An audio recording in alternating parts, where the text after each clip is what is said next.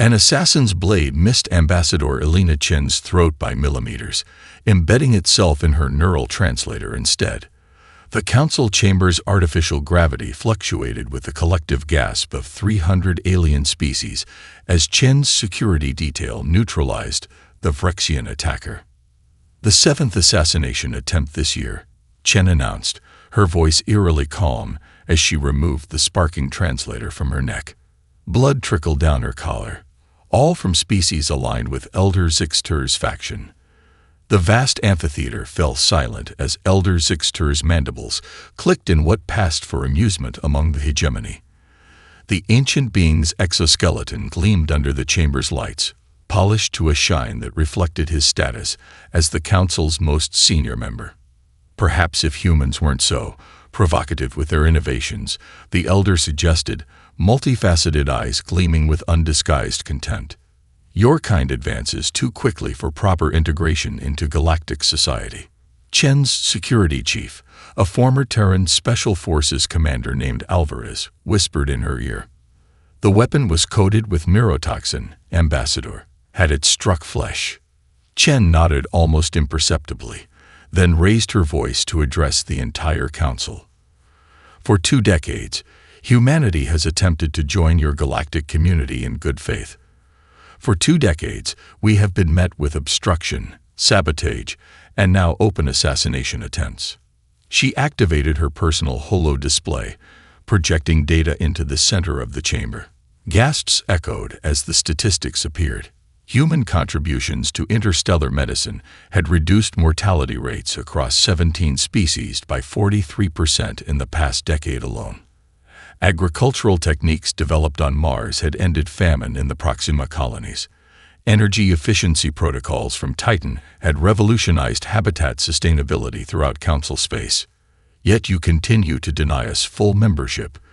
Chen continued, her voice growing stronger despite the blood now staining her formal diplomatic attire. Instead, you offer provisional status with conditions that would effectively end human innovation and autonomy. Elder Zixter waved a dismissive claw. The Council has existed for 50,000 years. Your species hasn't even mastered your own solar system. As I was saying before this interruption, Earth's admission requires surrendering your jump drive technology to Council oversight and restricting terraforming activities to 1 planet per century. Behind Chen, the human delegation rose in perfect unison, their synchronized movement drawing attention across the chamber. The silent statement wasn't lost on the watching representatives. Humans moved as one when threatened. 2 decades, Chen repeated. 300 compromise proposals. She touched the wound on her neck. 7 assassination attempts. A junior Meridian diplomat rushed forward from their section. Ambassador Chen, please reconsider. The medical technologies alone. The cultural exchanges. Chen's expression softened momentarily as she regarded the young Meridian. Some of you will be welcome to join us, Kalishan. The rest can enjoy their superiority in solitude. With a precise gesture, she tapped her comm unit and spoke 5 words that would echo across the galaxy. Earth withdraws from consideration. Permanently. As the chamber erupted into chaos, she turned to her neural-linked command staff and whispered the code phrase 2 decades in preparation. Commence Operation Exodus. All phases. No one noticed the slight smile that crossed her face as the human delegation departed, or the fact that exactly 47 non-human representatives discreetly followed them out. The Proxima Centauri Medical Research Station, pride of the Galactic Medical Consortium, went dark at precisely 3:42 Galactic Standard Time. Security footage later revealed human researchers methodically disconnecting equipment, downloading data cores, and departing in an orderly fashion that suggested long preparation. Dr. Eliza Watanabe, the station's director and 3-time winner of the Galactic Medical Excellence Award, left behind only a single holographic message floating in the central laboratory. We've found a cure for crystalline lung disease. We're taking it with us. 12 billion citizens across 8 council species suffered from the degenerative condition. The consortium had funded research for centuries with minimal progress until Watanabe's team took over just 5 years ago. Similar scenarios unfolded across Council space over the next 72 hours. The Titan Mining Collective vanished with their revolutionary asteroid-splitting technology. The Europa Deep Labs disappeared with their quantum computing breakthroughs. The Mars Terraforming Academy evacuated without warning, leaving dormitories full of personal belongings, but devoid of human instructors or the 1,000 alien students who had apparently chosen to go with them. "It's as if they had evacuation drills," muttered Security Director Thraz of the Council Enforcement Division as he reviewed footage from 30 different facilities. "Look at the timestamps. Synchronized departures across 12 sectors, precise to the second. This wasn't improvised." In the emergency council session, the chamber that had once hosted the dignity of interstellar governance now resembled a trading floor during market collapse. Representatives shouted over each other, demanding action, explanations, anything. Ambassador Trelnax of the Mercantile Union finally broke protocol entirely, seizing Elder Zixter by his ceremonial robes and lifting the ancient being from his seat. "My daughter is dying of crystalline lung." The usually composed diplomat shrieked, scales flaring crimson with rage. 17 research facilities gone. "Do you understand what you've done?" Council security separated them as Zixter clicked his mandibles dismissively. "Release me, young fool. They've taken nothing that belongs to the Council. They're merely throwing a tantrum. They'll return when they realize isolation is unsustainable." "Is that what you truly believe?" came a quiet voice from the gallery.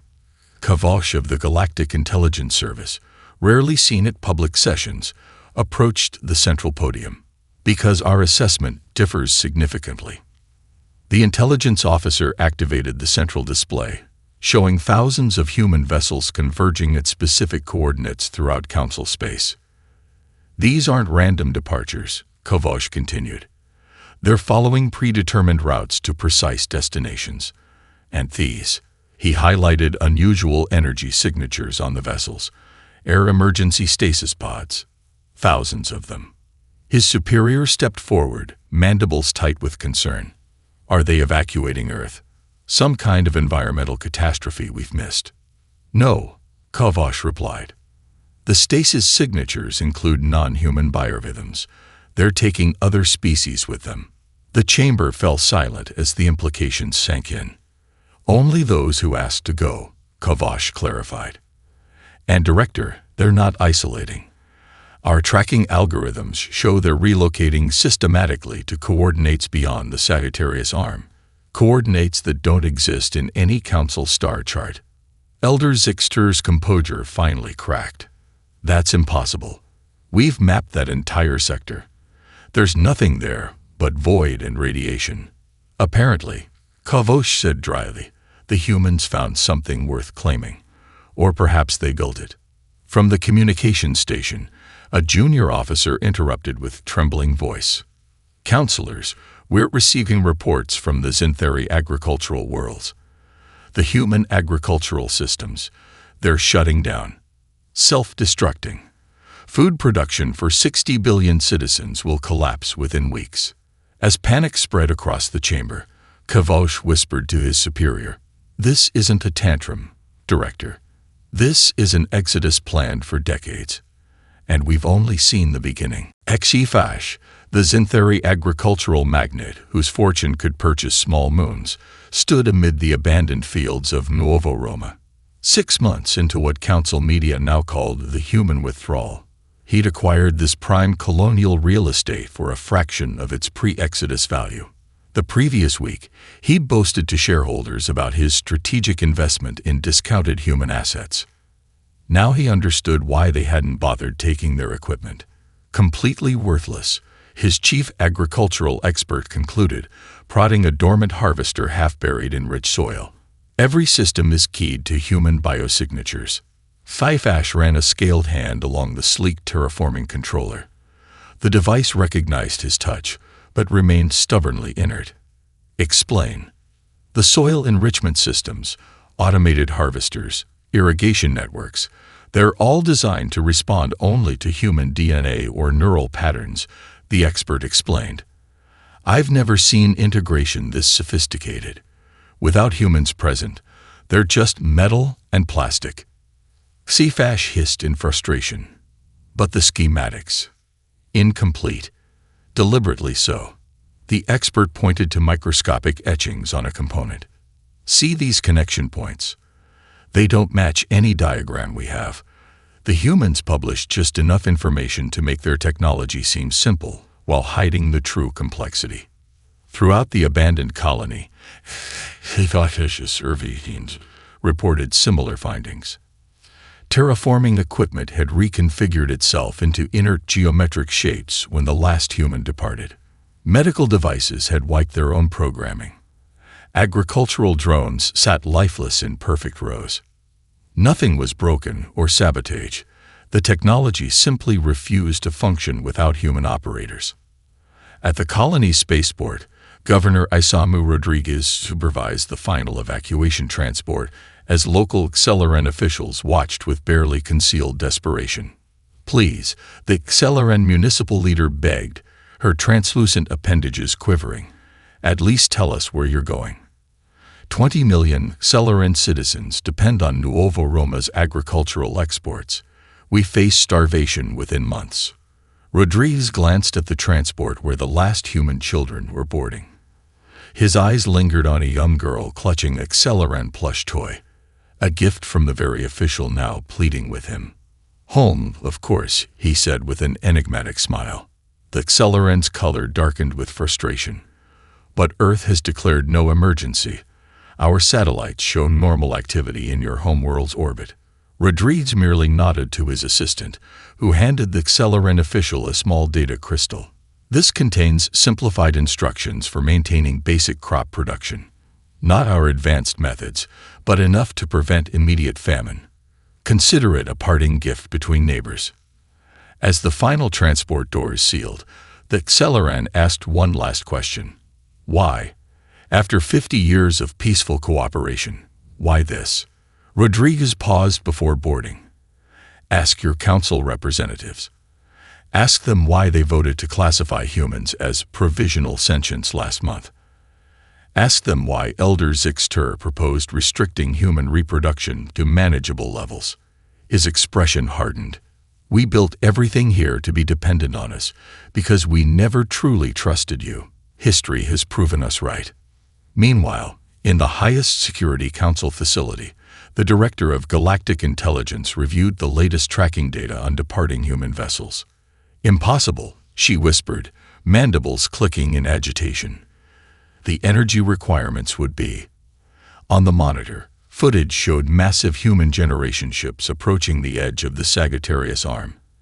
As each ship reached specific coordinates, they simply folded through space, disappearing into ripples of twisted spacetime. Jump drive technology, her senior analyst confirmed, but orders of magnitude beyond what humans ever admitted possessing. Our physicists say the energy requirements would be astronomical, literally harnessing stellar output. The director's compound eyes reflected the vanishing ships. We didn't just miscalculate their intentions, we fundamentally misjudged their capabilities. When this footage was shown in the emergency council session, Elder Zixter finally abandoned his earlier dismissiveness. We face collapse, he admitted, ancient voice trembling. Human industries comprise 34% of our economic growth because they designed them to be irreplaceable. Their medical technologies support 42% of our healthcare systems because they ensured only they could maintain them. And their agricultural methods feed nearly a fifth of council space, Ambassador Trelnax finished, his scales ashen gray. And now those populations will starve. Professor Xandar, 14-time recipient of the Galactic Science Medal and self-proclaimed greatest mind of the Centaurian species, hurled his data slate against the laboratory wall with enough force to shatter its supposedly indestructible casing. 1 year, he shouted, his 4 eyes blinking asymmetrically in a sign of extreme agitation. 1 year since those primitive apes left, and we still can't replicate their basic terraforming enzymes. Around him, The Science Directorate's emergency research facility hummed with desperate activity. 200 of the galaxy's most brilliant scientists worked in shifts around the clock, their species-specific environmental chambers creating a patchwork of temperatures, atmospheric compositions, and gravity settings throughout the complex. On the main screens, real-time footage showed the deteriorating biosphere of New Vega II, a once thriving colony now sliding inexorably toward uninhabitability without human maintenance teams. The engineered atmosphere was already breaking down, with certain regions experiencing toxic gas buildups that had forced evacuations of entire cities. "We've isolated the base compounds," Xandar's chief assistant offered tentatively, "but there's something in the enzyme binding process that we can't identify. It's as if some catalyst is missing from their documentation." Xandar had once publicly dismissed human science as derivative and simplistic. At his last council testimony before the withdrawal, he had confidently assured the assembly that any competent Centaurian graduate student could replicate their crude technologies within weeks. Now he stared at incomplete formulas that his team of geniuses couldn't solve. "Sir," his assistant interrupted, "the Etherian delegation requests your presence. They say it's urgent." The Etherians, crystalline beings of pure logic whose thought processes operated on quantum computing principles, had remained conspicuously neutral during debates about humanity. Their delegation waited in the conference room, their faceted bodies refracting light into dazzling patterns. "We have analyzed all published human research from the past century," the Etherian Prime stated without preamble. "We have identified a pattern that escaped previous analysis." The holographic display activated, showing thousands of human scientific papers floating in chronological order. Equations flashed by, highlighting subtle mathematical inconsistencies. The humans deliberately inserted errors into their published research.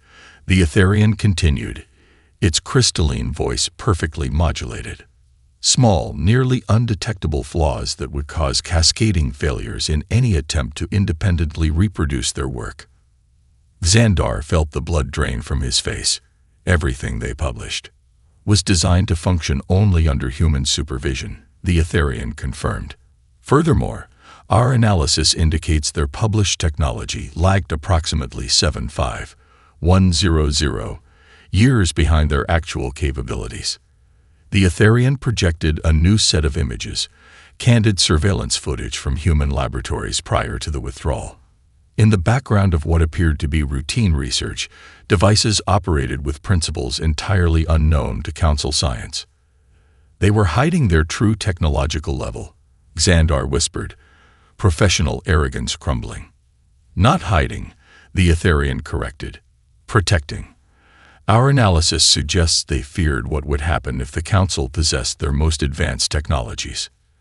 Later that day, in an emergency Council session, the Science Directorate's findings prompted unprecedented alarm. Humanity wasn't just contributing to our technological ecosystem, they were driving it while concealing their true capabilities. 78% of significant galactic breakthroughs in the past century originated with human researchers, yet those breakthroughs were deliberately limited versions of what they actually possessed. During this presentation, every screen in the chamber suddenly went black. When they reactivated, the face of Elder Zixter appeared. Not the elder present in the chamber, but a recording. Behind him hung a crude sign in human writing. "Traitor." "I was wrong," the elder confessed, his mandibles quivering in what everyone recognized as extreme distress. "The humans showed me something yesterday at my private residence. Their actual propulsion technology, the jump drives, they refused to surrender. They weren't protecting the technology from us." His compound eyes dilated with fear. "They were protecting us from the technology." The feed abruptly terminated, leaving the chamber in stunned silence. The real Elder Zixter, sitting at the High Council table, was so shocked that his exoskeleton paled to ashen gray. Nobody had even known he was missing. Admiral Cracksthul leaned forward in his command chair, four-clawed hand tightening on the armrest until the reinforced alloy creaked under pressure. 3 decades commanding the hegemony's most elite fleet had honed his instincts for danger, and every nerve in his exoskeleton now screamed warning. "Magnify Sector 7, he ordered, voice deceptively calm. The primary view screen shifted, revealing sleek vessels of unfamiliar configuration patrolling a region of the Perseus Gap that official charts listed as empty space. Energy readings suggested massive infrastructure behind them, not the ramshackle camps of refugees or the tentative outposts of colonists, but a fully established military border spanning multiple star systems. 18 months, his second-in-command whispered. How did they build something of this scale in 18 months? They didn't, Cracksfull replied grimly. They unveiled it.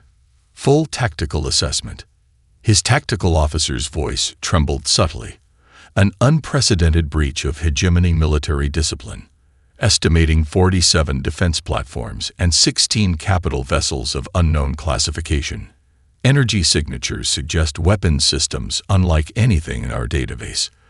The defense grid appears to extend through 7 star systems in a perfect arc. Following protocols established for first contact scenarios, Cracksfull opened communications on all standard frequencies. This is Admiral Cracksfull of the Galactic Hegemony Defense Force. You are occupying unclaimed space without Council authorization. Identify yourselves immediately. The response came not as text or audio only, but as a full holographic projection on the command deck. A human female in a crisp uniform materialized before them, her bearing unmistakably military. Behind her, a bridge crew worked with practiced efficiency. But what caused murmurs among Cracksfull's officers was the crew's composition. Humans, yes, but also Meridians, Solari, even a Vrexian weapons officer. This is Admiral Helena Ramirez of the United Earth Defense Force. You are approaching sovereign human territory. We have no quarrel with you, Admiral Cracksfull, but we will defend our borders. I suggest you reconsider your approach vector. Cracksfull's second-in-command hissed in his ear. How do they know your name? We're running under stealth protocols. Before he could respond, Admiral Ramirez smiled slightly. Your Chimera-class flagship has a distinctive energy signature, Admiral. And yes, we can detect you despite your stealth systems. The second-in-command bristled, forearms twitching toward weapons controls. They cannot claim territory without Council approval. Our fleet outguns them 3-1 by conventional assessment.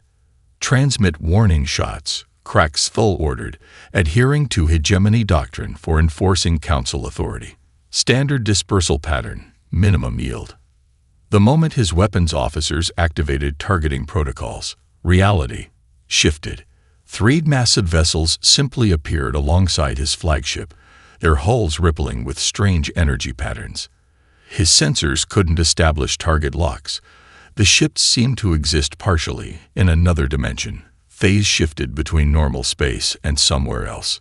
Impossible, the tactical officer breathed, mandibles clicking in agitation.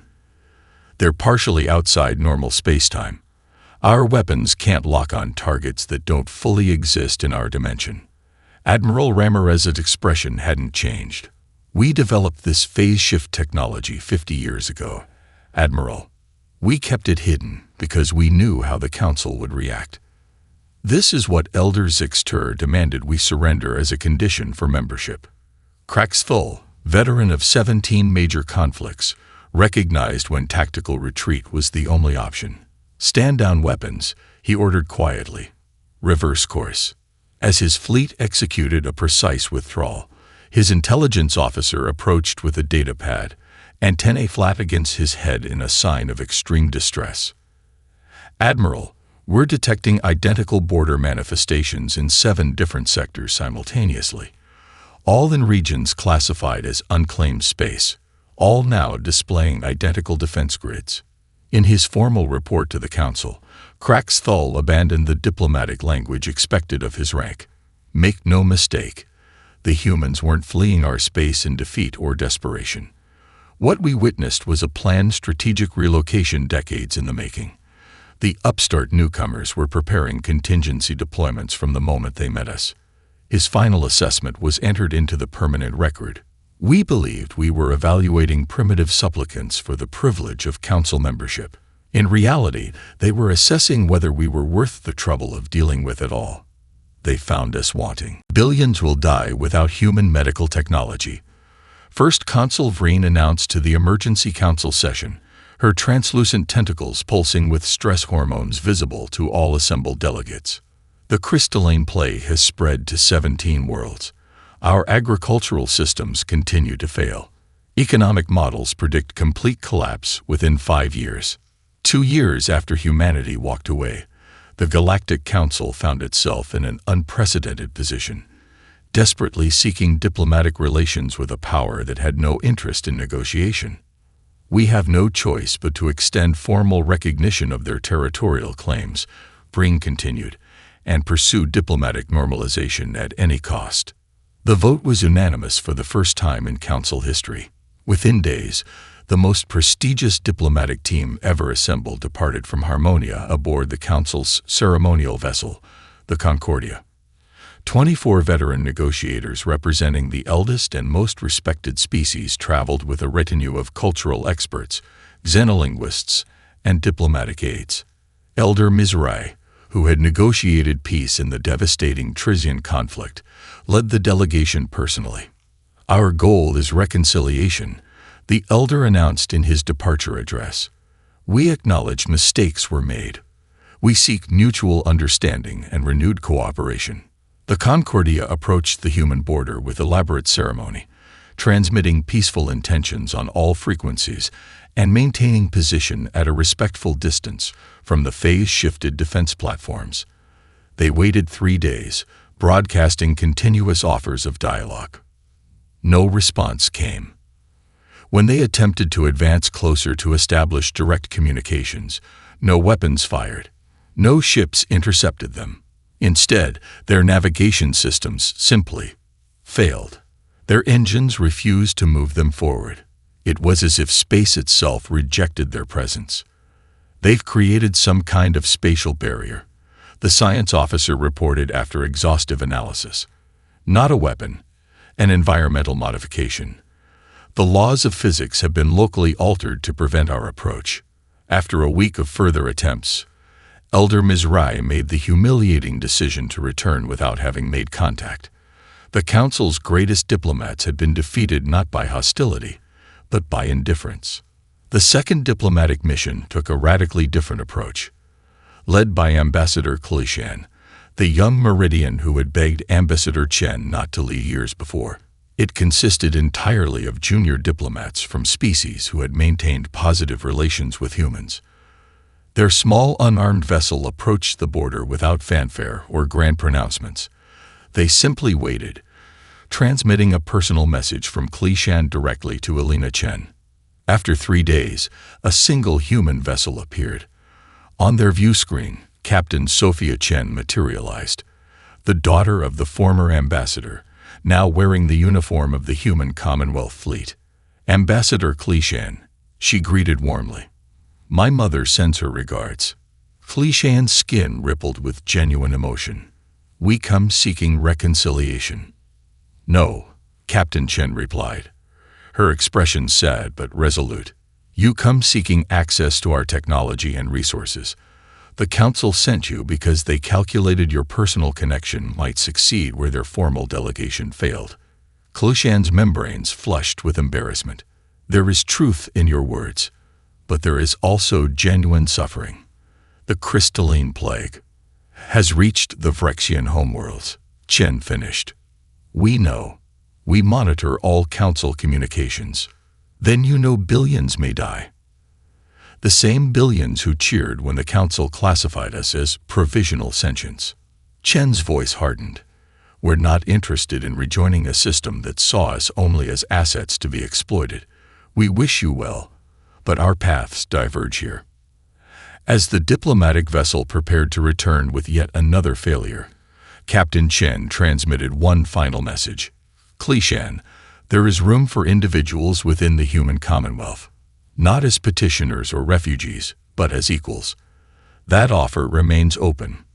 To the shock of both delegations, 7 members of the diplomatic team immediately requested asylum. Without hesitation, they were welcomed aboard the human vessel, which promptly phase-shifted out of normal space. In the council chambers, the defections broke the facade of unity. The Artisan representative, from one of the youngest council species, activated a restricted data feed, acquired through unknown channels. For 3 centuries, we've been told our civilization's advancement requires council oversight, they announced, voice modulated to express controlled outrage. Yet look at what our long-range scans have captured. The screens displayed spectacular images. Dyson rings harvesting stellar energy, world ships carrying entire biospheres between stars, and thriving populations of multiple species working together without the hierarchical structures that defined council society. Humanity has proven our fundamental assumption false, the Artisan concluded, removing their ceremonial council robes in a gesture that gasped through the chamber. They've demonstrated a species can advance faster alone than under our guidance, or perhaps our restrictions. Elder Zixter, who had returned under mysterious circumstances, spoke for the first time since his unexplained absence. His once commanding voice now carried a note of something never before heard from an elder. Uncertainty.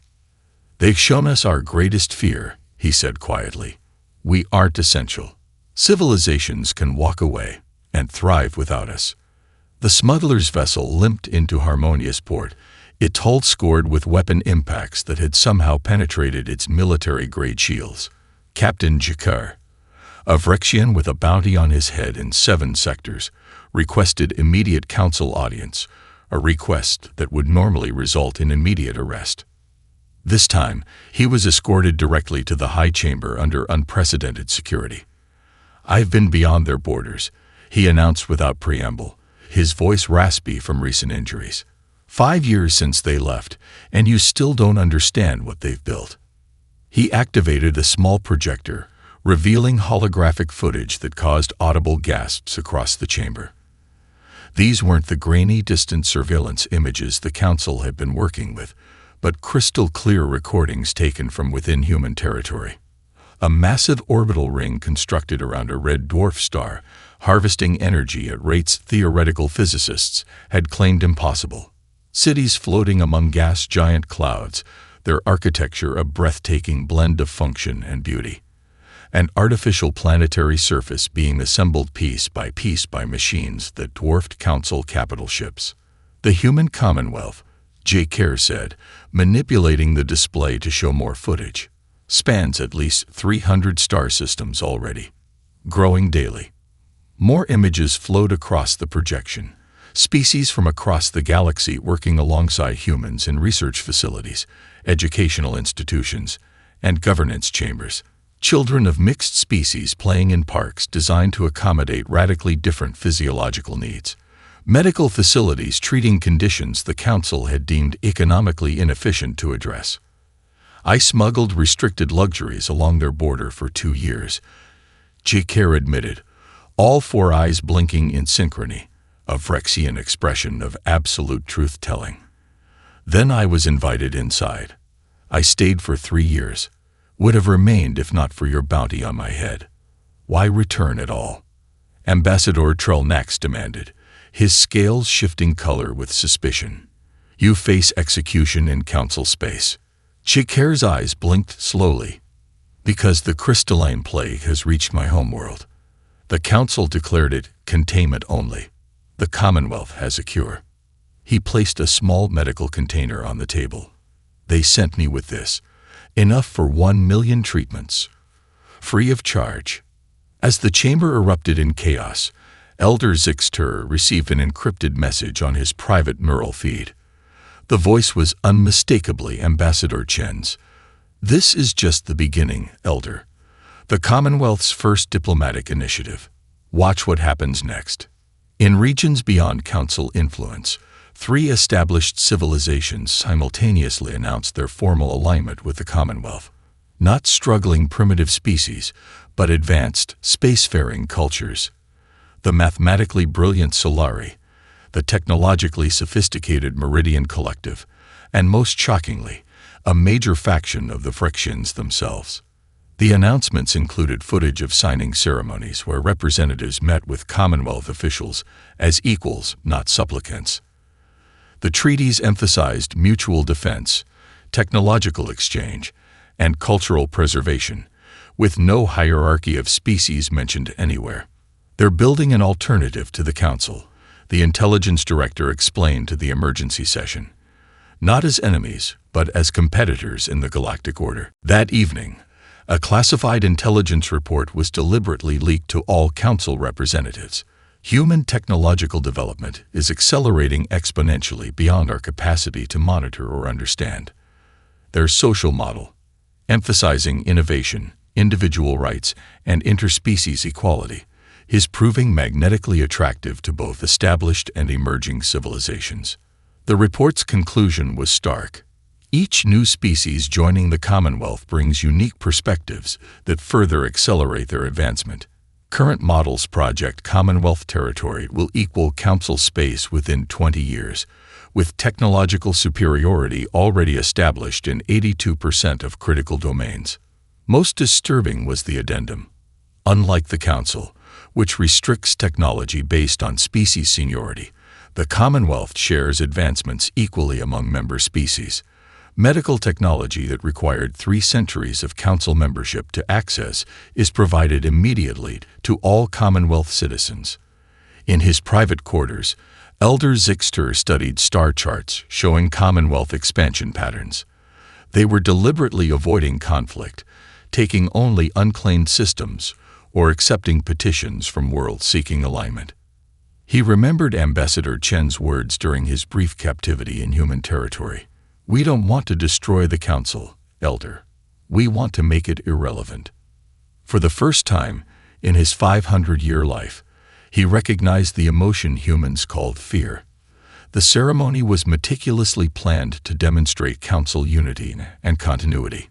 10 years to the day after humanity's departure, the Galactic Council prepared to unveil an ambitious reform package designed to address the growing Commonwealth problem. Elder Zixter himself would present it, a symbolic gesture of reconciliation with the absent humans. The broadcast reached every corner of Council space. Trillions watched as Zixter approached the ancient podium, his once imperious stance now tempered with what appeared to be humility.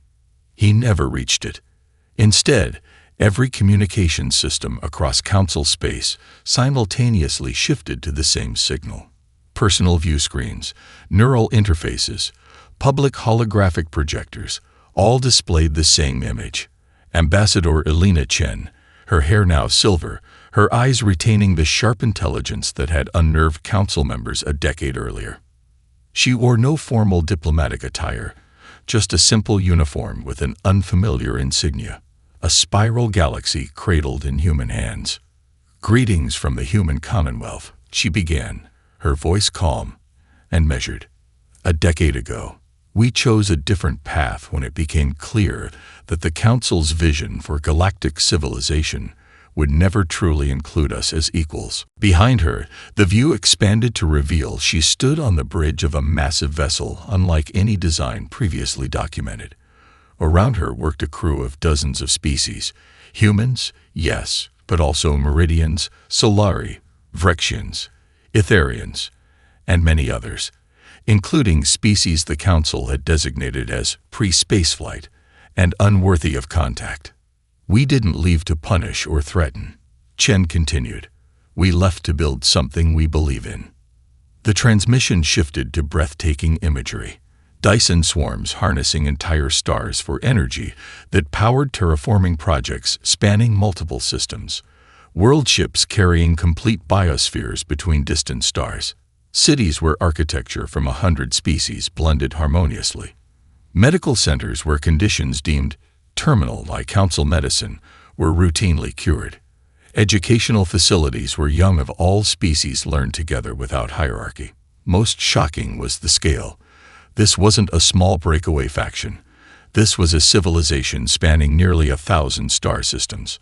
The Commonwealth operates on principles the Council rejected: Chen explained, as the camera followed a young Vrexian child walking hand-in-hand with a human child through a park that seemed to defy physical laws, with sections adapted to different gravitational needs. Cooperation without domination. Diversity without hierarchy. Technology that serves all life, not just the privileged. The transmission shifted to show Elder Zixter himself, standing beside Chen. Not a recording or simulation, but unmistakably the actual Elder, revealing that the Zixter preparing to address the council had been a sophisticated impersonator. "I've seen it firsthand," the true Elder said, his mandibles moving with conviction, rather than the fear that had characterized his recent council appearances. "I chose to defect after witnessing what humanity and their allies have built." Gasps echoed through council chambers across the galaxy. Chen stepped forward again. "Today, we extend an invitation, not to governments or councils, but to individuals and peoples across the galaxy. The Commonwealth's borders are open to those who share our vision of a galaxy where cooperation doesn't require conformity, where difference is celebrated rather than merely tolerated, and where no species claims inherent superiority over others." As she spoke, the transmission revealed Commonwealth vessels appearing at strategic points throughout Council space, not with weapons charged, but with passenger bays open. "For those who wish to join us, transportation will be provided. For those who wish to stay, we respect your choice. And for the Council itself," she paused, her expression softening slightly, "we offer a final opportunity for meaningful reform. Our representatives are prepared to discuss a new relationship between our civilizations." The transmission ended with a simple message floating against the backdrop of stars. "The choice is yours." In the stunned silence of the council chamber, the remaining elders faced their greatest crisis in 10,000 years. It wasn't a military threat or economic collapse that would undo them. It was an idea. A choice. The Artisan representatives stood, removing their ceremonial robes. "I've seen enough. My people will be joining the Commonwealth." 3 other representatives immediately followed suit. Across council space, millions of citizens were already moving toward the Commonwealth vessels, carrying only what they could hold. Families, communities, sometimes entire planetary populations had made their choice before the transmission had even ended. The humans hadn't needed to fight the system. They'd simply walked away and built a better one. And now, they were holding the door open for others to follow.